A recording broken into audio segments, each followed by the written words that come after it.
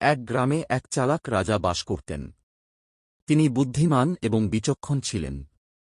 একদিন রাজার রাজ্যে এক ভিক্ষারী এসে উপস্থিত হল। ভিক্ষারী ছিল দরিদ্র কিন্তু জ্ঞানী। সে রাজার কাছে গিয়ে বলল, মহারাজ, আমি আপনাকে একটি প্রশ্ন করতে চাই।